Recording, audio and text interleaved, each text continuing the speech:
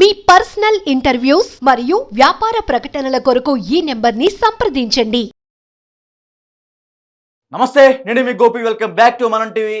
Breaking news అని చెప్పుకోవచ్చు. ఆంధ్రప్రదేశ్లో మరొక మంత్రి అయితే కన్ఫర్మ్ అవ్వడం జరిగింది. జనసేన నుంచి కీలక నేత అని చెప్పుకోవచ్చు. నాగబాబు గారు, పవన్ కళ్యాణ్ గారి సొంత అన్న నాగబాబు గారు అయితే మంత్రివర్గంలో చోటు దక్కబోతున్నట్టు వార్తలు వస్తున్నాయి. సో ఇదే అంశం గురించి మరిన్ని విషయాలు తెలుసుకోవడానికి మా పొలిటికల్ ఎడిటర్ కార్తీక్ ఉన్నారు. ఆయన అడిగి తెలుసుకుందాం. కార్తీక్, చెప్పండి, అసలు ఏం జరుగుతుంది? మీరు అన్నట్టు జనసేన నాయకుడు పవన్ కళ్యాణ్ గారి సోదరుడు నాగబాబు గారికి రాష్ట్ర కేబినెట్లో మంత్రి పదవి దక్కబోతున్నట్టు తెలుస్తోంది. ఇప్పుడు చంద్రబాబు గారు ప్రమాణ స్వీకారం చేసేటప్పుడు చంద్రబాబు గారితో పాటు 25 మంది మంత్రులు ప్రమాణ స్వీకారం చేశారు. అందులో డిప్యూటీ సీఎంగా పవన్ కళ్యాణ్ ఉన్నారు. ఇప్పుడు జనసేనకు సంబంధించి 3 మంత్రి పదవులు స్వీకరించారు. ఆ రోజు పవన్ కళ్యాణ్ గారు డిప్యూటీ ముఖ్యమంత్రిగాను, తర్వాత 5 శాఖలకి మంత్రిగాను, తర్వాత నార్గిన మనోహర్ గారు కూడా మంత్రిగా, తర్వాత కందులు దుర్గేష్ గారు కూడా మంత్రిగా, అంటే 3 మంత్రి పదవులు జనసేనకి కేటాయించడం జరిగింది. ఇప్పుడు నాగబాబు కనుక మంత్రి పదవి ఇస్తే మొత్తం 4 మంత్రి పదవులు జనసేనకి ఇచ్చినట్టు అవుతుంది. నిజానికి ఆ రోజు 25 మంది ప్రమాణ స్వీకారం చేశారు. ఇప్పుడు 26వ మంత్రిగా, అంటే చివరి మంత్రిగా నాగబాబు ఉండబోతా ఉన్నారు. ఇప్పుడు ఇక మంత్రి పదవులకి అవకాశం లేదు. ఉన్న మంత్రి పదవిని నాగబాబుతో భర్తీ చేయబోతున్నారు. రేపు కొత్త వాళ్ళకి మంత్రి పదవి ఇవ్వాలంటే ఉన్న వాళ్ళని తీసి పునర్వ్యవస్థీకరించడం తప్ప అవకాశం లేదు.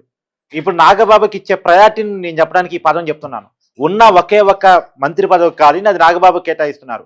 ఎందుకు అంటే నాగబాబు పడిన కష్టం అట్లాంటిది.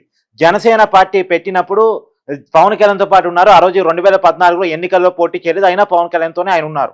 2019 ఎన్నికల్లో ఎంపీగా పోటీ చేశారు, ఓడిపోయారు. పవన్ కళ్యాణ్ గారు కూడా ఓడిపోయారు, నాగబాబు గారు కూడా ఓడిపోయారు. అయినా సరే తమ్ముడితో పాటే ఉన్నారు. తమ్ముడిని ఒక మాట అన్నా, అన్నను ఒక మాట అన్నా అసలు ఏమాత్రం సహించని వ్యక్తిత్వం నాగబాబు గారిది. మెగా కుటుంబాన్ని ఎవరు ఏమన్నా సరే వెంటనే రియాక్ట్ అవుతారు. పవన్ కళ్యాణ్ని ప్రత్యేకించి రాజకీయాల్లో ఏ విమర్శ వచ్చినా సరే మేదేసుకొని పని చేసుకుంటూ పోయే వ్యక్తి నాగబాబు గారు.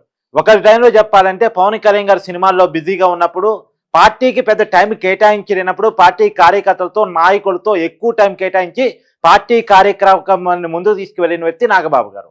మొన్న ఎన్నికల్లో కూడా ఆయన ఎంపీ సీటు ఆశించారు. అనకాపల్లి ఎంపీగా పోటీ చేయాలని అనుకున్నారు, గ్రౌండ్ వర్క్ కూడా చేసుకున్నారు. కానీ పొత్తుల్లో భాగంగా ఆ సీటు బీజేపీ అడగటం, బీజేపీ అభ్యర్థిగా సీఎం రమేష్ రంగంలో దిగాల్సి రావడం వల్ల నాగబాబు అప్పటికే దాన్ని వివాదం చేయలేదు. ఖచ్చితంగా ఇంత పవన్ కళ్యాణ్ గారి ఆదేశాల మేరకు అది బీజేపీకి ఇవ్వాలి అనుకున్నప్పుడు మిత్రధర్మం కోసం చేసి పక్క జరిగాడు. అయినా సరే ఆయన ఎన్నికలకి దూరంగా ఉండలేదు. పిఠాపురం వచ్చాడు, పవన్ కళ్యాణ్ గారి ప్రచారం కోసం పాల్గొన్నాడు. పిఠాపురంలో అన్నీ తానే నిర్వహించాడు. కాబట్టి నాగబాబు సాక్రిఫైస్ని జనసేన గుర్తించింది.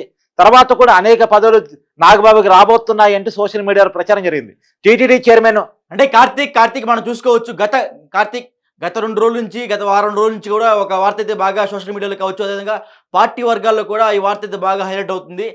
నాగబాబుకి రాజ్యసభ సీట్ ఇస్తున్నట్టుగా ఒక వార్త అయితే బాగా హైలైట్ అవుతుంది. సో ఈ వార్త సడన్ గా ఇప్పుడు మినిస్ట్రీకి చేంజ్ అయిపోయింది. సో దీని మీద మీరు ఎలా చెప్తారు?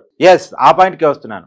నిజానికి ఈ రాజ్యసభ అని కాదు, అంతకుముందు నుంచి కూడా నాగబాబు మీద రకరకాల ప్రచారాలు ఉన్నాయి. ఎందుకంటే అంతకుముందు టీటీడీ చైర్మన్ చేయబోతున్నారంటూ ఒక వార్త వచ్చింది. తర్వాత రాజ్యసభ సభ్యులని ఈ మధ్య కాలంలో బాగా చేశారు. కానీ వాస్తవం ఏంటంటే ఈ టీటీడీ చైర్మన్ అయినా, రాజ్యసభ సభ్యుడైనా సరే జనసేన అభిమానుల కోరిక మేరకు దాన్ని పెద్ద ఎత్తున ట్రోల్ చేశారు తప్ప కూటమి అఫీషియల్గా ఎక్కడ చెప్పలేదు ఈ పదవి నాగబాబుకి ఇస్తున్నట్టే చెప్పలేదు. ఎందుకంటే నాగబాబుకి సముచితమైన గౌరవం ఇవ్వాలని కూటమి నాయకులు అనుకుంటా ఉన్నారు. ప్రత్యేకించి ముఖ్యమంత్రిగా ఉన్నటువంటి చంద్రబాబు నాయుడు గారు అనుకుంటా ఉన్నారు. మిత్రధర్మంలో భాగంగా జనసేన పార్టీలో కీలకంగా ఉన్నటువంటి పవన్ కళ్యాణ్ సోదరుడు నాగబాబుకి మంచి గౌరవాన్ని ఇవ్వాలి అనేటువంటిది. రాజ్యసభ సభ్యుడి కంటే కూడా రాష్ట్రంలో మంత్రి పదవి చాలా కీలకమైంది కదా. కాబట్టి రాష్ట్రంలో మంత్రి పదవి ఇవ్వాలని చంద్రబాబు గారు డిసైడ్ అయ్యారు.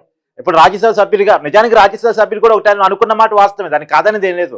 కాకపోతే ఉన్నటువంటి 3 రాజ్యసభలో, ఆంధ్రప్రదేశ్ నుంచి ఖాళీ అయినటువంటి 3 రాజ్యసభలో బీజేపీ ఒక స్థానాన్ని అడిగింది. బీజేపీకి జాతీయ స్థాయిలో రాజ్యసభలో సీట్ ఎక్కువ అవసరం కాబట్టి, బీజేపీ అవసరాన్ని కూడా వాళ్ళు గుర్తిస్తారు కాబట్టి, బీజేపీ దేశంలో అధికారులు ఉన్న పార్టీ కాబట్టి, బీజేపీతో ఉన్న అవసరాలు, కేంద్రంతో ఉన్న అవసరాలు, రాష్ట్రానికి రావాల్సిన నిధులు రీత్యా బీజేపీ కావాలనగానే చంద్రబాబు నాయుడు గారు మాట్లాడకుండా బీజేపీకి ఆ స్థానాన్ని కేటాయించారు. ఆ స్థానంలో 6కి ఇష్టం వెళ్తున్నారు. మిగతా 2 స్థానాలను కూడా బలం రీత్యా టీడీపీ తీసుకుంది. సానా సతీష్ కానీ, తర్వాత ఇంకొక వ్యక్తిని కానీ, బీదా మస్తాన్ రావుని కానీ రాజ్యసభ సభ్యుడిగా టీడీపీ ప్రకటించింది. కాబట్టి ఇప్పుడు జనసేనకి ఖచ్చితంగా ప్రయారిటీ ఇవ్వాల్సినటువంటి ప్రత్యేకమైన పరిస్థితి. రెండోది అది కూడా ఇద్దామనుకున్నారు. నాగబాబుకి సముచిత స్థానం ఇద్దామని చంద్రబాబు గారు భావించారు. అందుకని క్యాబినెట్లో నాగబాబు తీసుకున్నట్టు ప్రకటించారు. కానీ ఒక విచిత్రకరమైన పరిణామం ఏంటంటే, కార్తీక్ నాగబాబు గారికి ఇస్తున్న ప్రయారిటీని ఒక మాటలో చెప్పిన తర్వాత, గోపి ఒక్క నిమిషం, నాగబాబు గారికి ఇస్తున్న ప్రయారిటీని మన సమాజానికి చెప్పాలి. అందుకని ఒక్క నిమిషం మాకు టైం ఇవ్వండి. ఏంటంటే ఇప్పటి వరకు నాగబాబు గారు ఎమ్మెల్యే కాదు, ఎంపీ కాదు, ఈవెన్ దో ఎమ్మెల్సీ కూడా కాదు, కానీ మంత్రి పదవి ఇస్తున్నారు. ఎందుకు ఇస్తున్నారంటే నాగబాబు గారు ప్రజల కోసం, పార్టీ కోసం, ఈ సమాజం కోసం పడిన కష్టాన్ని గుర్తించి, కమిట్మెంట్ని గుర్తించి ఇస్తున్నటువంటి పదవిగా మనం క్లియర్గా చెప్పుకోవాలి. చెప్పండి గోపి. అంటే ఆయనకి ఎటువంటి ఎక్స్పీరియన్స్ లేదు, ఫస్ట్ టైం మినిస్టర్ కాబోతున్నారు. ఒకవేళ మినిస్టర్ అయిన తర్వాత ఆ పదవికి ఆయన న్యాయం చేయగలుగుతారంటారా? అంటే ఒకటి గుర్తుపెట్టుకోవాలి, అనుభవం ఉన్నటువంటి చంద్రబాబు నాయుడు గారి నాయకత్వంలో ఖచ్చితంగా కొత్త వాళ్ళు కూడా కొన్ని నేర్చుకుంటూ ముందుకెళ్తూ ఉంటారు. మంత్రి పదవి రీత్యా ఆయనకి అనుభవం లేదు, కానీ రాజకీయాన్ని ఆయన చాలా కాలం చూస్తూ వచ్చారు. ప్రజారాజ్యం పార్టీ చిరంజీవి 2009లో పెట్టి, అంటే 2008లో పెట్టి 2009 ఎన్నికల్లో పోటీ చేసినప్పుడు కూడా నాగబాబు గారు చాలా కీ రోల్ పోషించారు. సో రాజకీయాల మీద ఆయనకు సమగ్రమైనటువంటి అవగాహన ఉంది. ఆయన RSS భావాజాలం నిండినటువంటి వ్యక్తిగా ఆయన ఎప్పుడు చెప్పుకుంటూ ఉంటారు. ఆయనకు అన్ని విషయాలు కొంత అవగాహన ఉంది. ఎప్పటి నుంచో రాజకీయాలు చూస్తూ వస్తున్నారు. చిరంజీవి గారు రాజకీయాల్లో ఉన్నప్పటి నుంచి, తర్వాత పవన్ కళ్యాణ్ గారు పార్టీ పెట్టినప్పటి నుంచి పవన్ కళ్యాణ్ గారి పార్టీ కోసం పనిచేసుకుంటూ పోతున్నారు. కాబట్టి ఆయనకి రాజకీయంగా కొంత అనుభవం ఉంది. సరే, మంత్రి పదవి, అడ్మినిస్ట్రేషన్ అంటే కొంత నేర్చుకోవాల్సి వస్తుంది. సో అధికారులు పక్కన ఉంటారు. ఆ మాటకు వస్తే పవన్ కళ్యాణ్ గారు కూడా కొత్తే కదా, ఆయన మొదటిసారి ఎమ్మెల్యేనే కదా. పవన్ కళ్యాణ్ గతంలో అనుభవం ఉన్నటువంటి వ్యక్తి కదా, కానీ పర్ఫార్మెన్స్ లో పవన్ కళ్యాణ్ గారు చాలా బాగా చేస్తున్నారు కదా. ఆయన మంత్రి పదవిని చాలా సమర్థవంతంగా నిర్వహిస్తున్నారు కదా. మరి దీన్ని ఏమనుకోవాలి? కాబట్టి అట్టే ఉండదు. అనుభవం ఉన్నటువంటి చంద్రబాబు నాయుడు గారు వాళ్ళకి తోడుగా ఉన్నారు, అన్ని నేర్పిస్తూ ఉంటారు, ముందుకు తీసుకెళ్తూ ఉంటారు. ఖచ్చితంగా నాగబాబు గారు మంత్రి పదవికి న్యాయం చేయగలదని అనుకోవాలి. ఆయన 6 నెలల్లో ఎమ్మెల్సీ కూడా కావాల్సింది. ఎందుకంటే ఆయన ఇప్పటివరకు ఏమీ కాదు, ఎమ్మెల్యే కాదు. కాబట్టి మంత్రి పదవి తీసుకున్న తర్వాత 6 నెలల్లోపు ఎమ్మెల్సీ ఇవ్వాల్సి వస్తుంది. మనకున్న సమాచారం ప్రకారం నిన్న కూడా నాగబాబు వాళ్ళ టీంతో నేను మాట్లాడే ప్రయత్నం చేశాను. వచ్చే వారం నాగబాబు ప్రమాణ స్వీకారం ఉంటుంది అని చెప్పేసి వాళ్ళు చెప్తా ఉన్నారు. డంకాబాద్ అని చెప్తున్నారు అఫీషియల్ గానే. అంటే ఆయనకి అంటే కార్తీక్ ఆయనకి ఏ మంత్రి పదవి వచ్చే అవకాశం ఉంది? ఆ విషయంలో నాగబాబు టీం కూడా ఏమి చెప్పలేకపోతుంది. పూర్తిగా చంద్రబాబు గారి డెసిషనే. అది ఏ మంత్రి పదవి కేటాయిస్తారు అనేది ఇప్పటి వరకు జనసేన పార్టీకి, అంటే మిత్రధర్మంలో వాళ్ళ మధ్య ఏం చర్చలు జరుగుతున్నాయని తెలియదు. కానీ ఇప్పటి వరకు అఫీషియల్ గా నాగబాబు గారికి మీకు ఈ మంత్రి పదవి ఇస్తున్నామని చెప్పలేదంట. మరి మొత్తానికైతే వచ్చే వారం ప్రమాణ స్వీకారం ఉంటుంది. ప్రమాణ స్వీకారం కంటే ముందే నాగబాబు గారికి చెప్తారు. కొంత కాన్ఫిడెన్షియల్ గా ఉంటారు. నాగబాబు గారికి చెప్పినప్పటికీ కూడా బయట ఇప్పుడే చెప్పొద్దని కాన్ఫిడెన్షియల్ గా ఉంచే ప్రయత్నం చేస్తారు. సరైన సమయంలో చెప్తారు. ఇప్పటికైతే బయట జరిగే రూమర్సే తప్ప మనం దేన్ని నమ్మాల్సిన అవసరం లేదు. మనం అఫీషియల్ ఇన్ఫర్మేషన్ ఇస్తున్నాం. ఇప్పటి వరకు ఈ మంత్రి పదవి ఇస్తున్నారు అనేటువంటిది తేలేదు. అది అఫీషియల్ గా కూటమి పార్టీ పెద్దలు కానీ, లేదంటే జనసేన పార్టీకి సంబంధించిన వ్యక్తులు కానీ చెప్పేంత వరకు మనకి తెలవడానికి లేదు. Okay Karthik, thank you.